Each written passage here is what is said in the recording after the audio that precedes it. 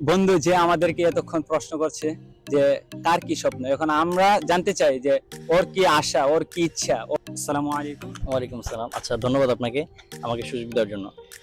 ঢাকা বিশ্ববিদ্যালয় স্বপ্নের আলোকিত পথিক, যেখানে শিক্ষার স্নেহে বাস্তবতার ফুলবেগ রঙিন বাগানে প্রসারিত। ঢাকা বিশ্ববিদ্যালয় এমন একটি প্রতিষ্ঠান, যে প্রতিষ্ঠান শুধুমাত্র একটি শিক্ষার্থীকে প্রাতিষ্ঠানিক শিক্ষা দিয়ে ক্ষান্ত হয় না, বরং বাংলার বিভিন্ন অঞ্চল থেকে উঠে আসা হাজারো মায়ের সন্তানদের গড়ে তোলে সবচেয়ে দক্ষ এবং দেশপ্রেমী হিসেবে। আমি মোহাম্মদ মেহেদী হাসান, স্বাগত জানাচ্ছি আজকের ব্লগে। আজকে আমরা চলে আসছি ঢাকা বিশ্ববিদ্যালয়। ঢাকা বিশ্ববিদ্যালয়ের নাম শুনলে শুরুতে আমাদের মাথায় চলে আসে কার্জন হলের কথা, কিন্তু কথা হচ্ছে কার্জন হলটি ঢাকা বিশ্ববিদ্যালয়ে প্রতিষ্ঠিত হওয়ার প্রায় 12 থেকে 13 বছর পূর্বেই প্রতিষ্ঠিত হয়েছিল। কার্জন হলের নির্মাণ কাজ শুরু হয়েছিল 19 ফেব্রুয়ারি 1904 সালে এবং নির্মাণ কাজ শেষ হয়েছিল 1908 সালে। এখন কথা হচ্ছে তাহলে কার্জন হলটি কেন নির্মাণ করা হয়েছিল? কারো কারো মতে এটি ঢাকা কলেজের একটি পাঠাগার হিসেবে নির্মাণ করা হয়, এবং আমরা যেমনটা দেখতে পাই বাংলাকে যখন দুই ভাগ করা হয় 1911 থেকে 1921 সাল পর্যন্ত এটি ঢাকা কলেজের একটি পাঠাগার হিসেবেই ছিল। তারপরে যখন ঢাকা বিশ্ববিদ্যালয় নির্মাণ করা হয়, তারপর থেকে এটি ঢাকা বিশ্ববিদ্যালয়ের বিজ্ঞান অনুষদের বিভিন্ন ক্লাসরুম হিসেবে এটি নির্ধারণ করা হয়। কারো মতে আবার 1905 সালে যখন বাংলাকে বিভক্ত করা হয়, তার ফলে ঢাকা কেন্দ্রিক যে সকল সাংস্কৃতিক চর্চাগুলো হতো, সেই সাংস্কৃতিক চর্চার মূল টাউন হল হিসেবে এই কার্জন হলটি নির্মাণ করা হয়েছিল। এই দুইটি মতামতই ঐতিহাসিক দিক থেকে পাওয়া যায়, কিন্তু যাই হোক, কার্জন হলটি বর্তমান বাংলাদেশের একটি প্রাণকেন্দ্র হিসেবে গড়ে উঠেছে। দর্শক, ঢাকা বিশ্ববিদ্যালয়ে শুধু আমি একাই আসিনি, আজকে আমার ফ্রেন্ড সার্কেলগুলো আসছে। আসলে ওদের যে অনুভূতি আছে ঢাকা বিশ্ববিদ্যালয় নিয়ে, সেই সম্পর্কে আমরা ওদের কাছ থেকে কিছু জানবো। আসসালামু আলাইকুম। ওয়ালাইকুম আসসালাম। আমার নাম শাকের মাহমুদ। আমি ইন্টার ফার্স্ট ইয়ার পড়ি, নটরডেমে পড়ি। আল্লাহ তাআলা যদি ইচ্ছা করে তাহলে আমি অবশ্যই এখানে ভর্তি হতে চাই এবং এখানে রাষ্ট্রবিজ্ঞান এবং ল ডিপার্টমেন্টে পড়তে চাই আমি। কেননা ছোটবেলা থেকে যখন আমি দেখতাম ক্যালেন্ডারে ঢাকা ভার্সিটির কার্জন হলটা, তখন মনের মধ্যে একটা ইচ্ছা থাকতো যে না, এখানে পড়তে হবে, এখানে যাইতে হবে। অনেক সময় আমি এখানে আসা দেখি যে এটা পরিবেশ এবং এদের যে পড়ালেখার স্টাইল, তো ওই রকম ভাবেই পড়ালেখা করতে। দর্শক, এবার আমরা চলে যাচ্ছি আমাদের দ্বিতীয় বন্ধুর কাছে, দেখি ওর ঢাকা বিশ্ববিদ্যালয় নিয়ে কেমন অনুভূতি, বা ও পড়তে চায় কিনা, বা ও পড়ার জন্য এখন কি করছে, কিভাবে প্রিপারেশন নিচ্ছে, সে সকল বিষয় নিয়ে শুনে আসি। আসসালামু আলাইকুম। ওয়ালাইকুম সালাম। আমি নাইমুল হাসান।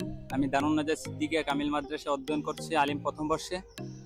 সবারই স্বপ্ন থাকে ঢাকা ইউনিভার্সিটিতে পড়ার, তার মধ্যে আমারও স্বপ্ন আছে ঢাকা ইউনিভার্সিটিতে পড়ার। আমি ঢাকা ইউনিভার্সিটিতে পড়ার জন্য বাংলা, ইংলিশ, সাধারণ জ্ঞান এগুলো ভালোভাবে পড়তেছি, তার সাথে বাকি সাবজেক্টগুলো ভালোভাবে পড়ালেখা করতেছি। চলে যাচ্ছি আমাদের তৃতীয় বন্ধুর কাছে। আসসালামু আলাইকুম। ওয়ালাইকুম আসসালাম ওয়া রাহমাতুল্লাহি ওয়া বারাকাতুহু। আপনার নাম? মোহাম্মদ মুরাদ হোসেন, দারুন সিদ্দিকিয়া কামিল মাদ্রাসা আলিম প্রথম বর্ষে অধ্যয়নরত রয়েছি। মানুষের অনেক স্বপ্ন থাকে, পড়াশোনা করে বাবা মায়ের ইচ্ছা পূরণ করবে, নিজের ইচ্ছা পূরণ করবে। তো সেখান থেকে আমার অনেক স্বপ্ন, ঢাকা বিশ্ববিদ্যালয়ে পড়াশোনা করব, বাবা মায়ের আশা পূরণ করব, নিজের স্বপ্ন পূরণ করব।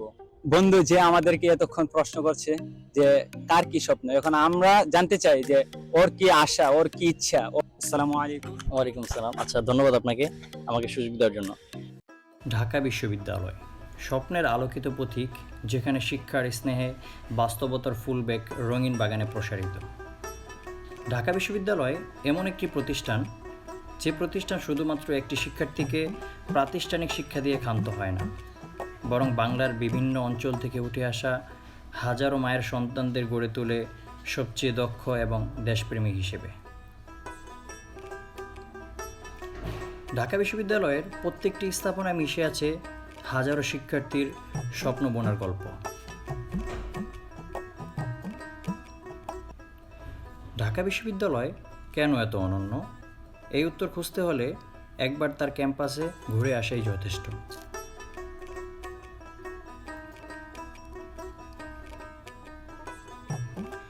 ঢাকা বিশ্ববিদ্যালয়ের কার্জন হলের ঐতিহ্যবাহী স্থাপনা, সুদীর্ঘ মাঠ, মনোরম পরিবেশ এবং জাতির জনক বঙ্গবন্ধু শেখ মুজিবুর রহমান হল থেকে শুরু করে অন্যান্য হলগুলো।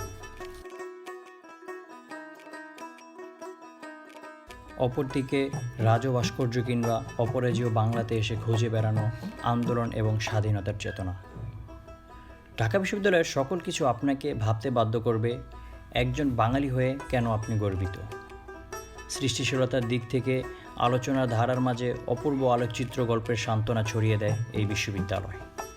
ডক্টর মোহাম্মদ শহীদুল্লাহ হলের সামনে পুকুর ঘাটে বসেই 1952 সালে 144 ধারা ভেঙে ভাষা আন্দোলনের মিছিল করার সিদ্ধান্ত নেওয়ার ইতিহাস। তাই তো ঢাকা বিশ্ববিদ্যালয় একটি বিখ্যাত বিশ্ববিদ্যালয় হওয়ার পাশাপাশি হয়ে ওঠে আমার আপনার পরিচিত মুখ।